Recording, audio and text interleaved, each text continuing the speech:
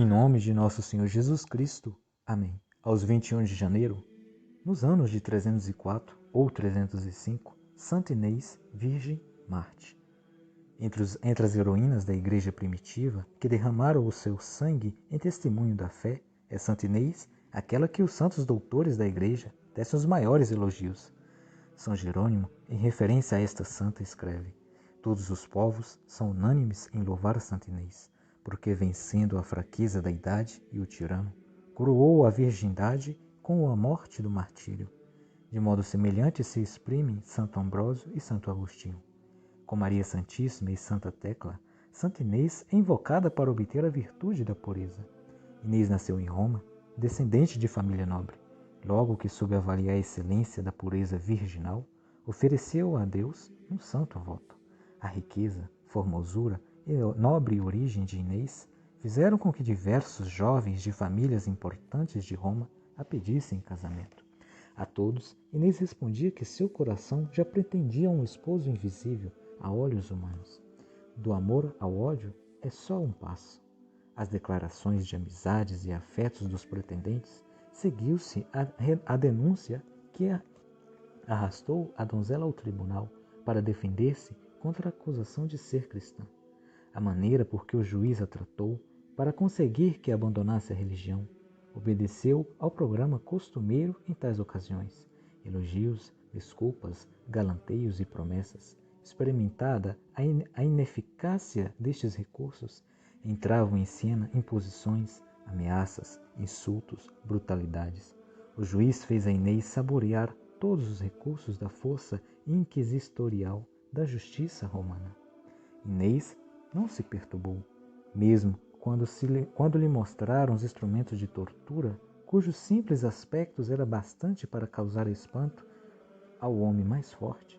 Inês os olhou com indiferença e desprezo.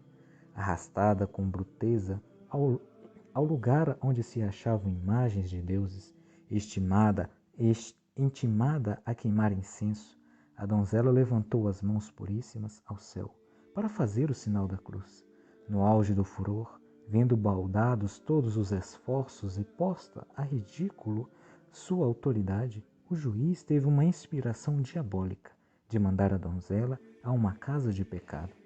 Inês respondeu-lhe: Jesus Cristo vela sobre a pureza de sua esposa e não permitirá que lhes roubem. Ele é meu defensor e abrigo. Podes derramar o meu sangue. Nunca, porém, conseguirás profanar o meu corpo, que é consagrado a Jesus Cristo. A ordem do juiz foi executada, e daí a pouco Inês se achava no lugar da prostituição. Dos diversos rapazes que lá estavam, só um teve o atrevimento de aproximar-se de Inês com malignos intuitos. No momento, porém, em que ia estender-se a mão contra ela, caiu por terra, como fulminado por um raio. Os companheiros, tomados por um grande pavor, tiraram o corpo do infeliz e levaram-no para outro lugar. Não estava morto, como todos supuseram no primeiro momento, mas aos olhos faltou-lhes a luz. Inês rezou sobre ele e a cegueira desapareceu. O juiz, profundamente humilhado com esta inesperada vitória da santa, deu ordem para que fosse decapitada. Ao ouvir essa sentença, a alma de Inês encheu-se de júbilo. Maior não podia ser a satisfação e a alegria da jovem noiva ao ver aproximar-se o dia das núpcias, que o prazer que Inês experimentou quando ouviu dos lábios do juiz o convite para as núpcias eternas com Jesus Cristo, seu celeste esposo. O algoz tinha recebido ordem para antes de executar a sentença da morte, convidar Inês para prestar obediência à intimação do juiz. Feito pela última vez este convite, pela última vez Inês com firmeza o rejeitou. Ajoelhando-se, inclinou a cabeça, ao qual parecia para prestar a Deus a última adoração aqui na terra, quando a espada do algoz lhe deu o golpe de morte.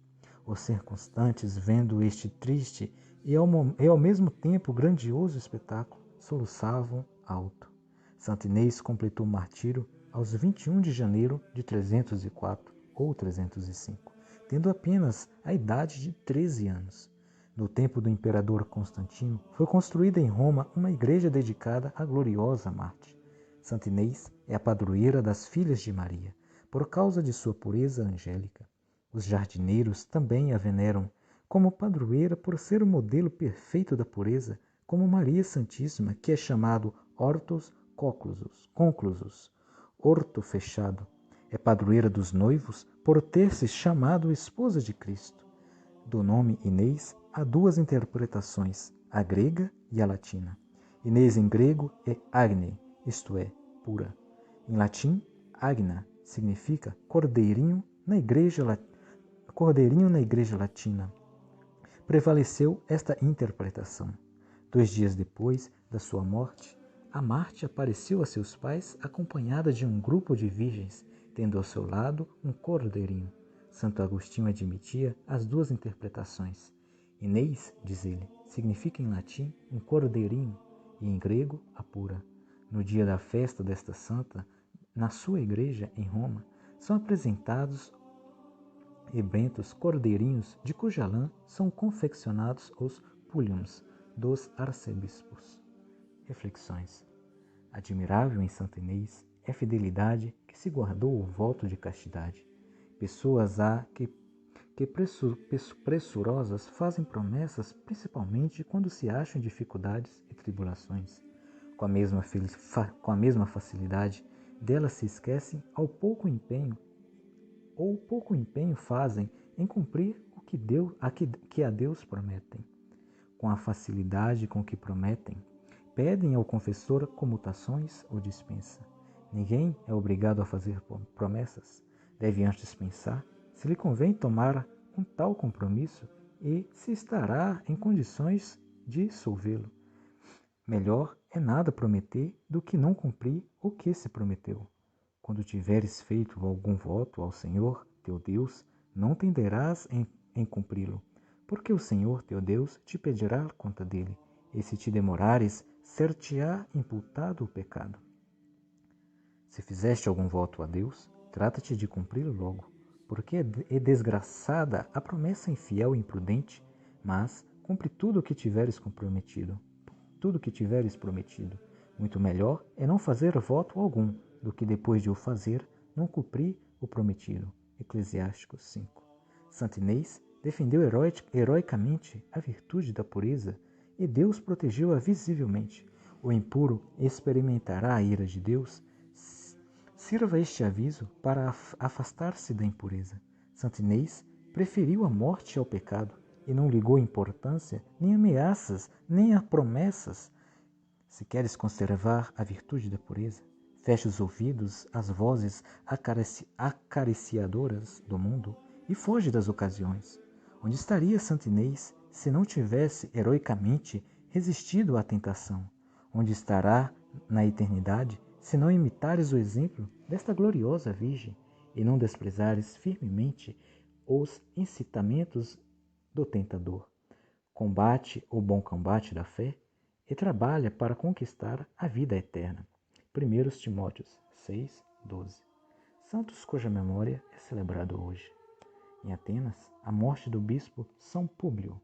Em Troyes, na França, o mártir São Patroclo, sob o império de Valeriano. Deu graças.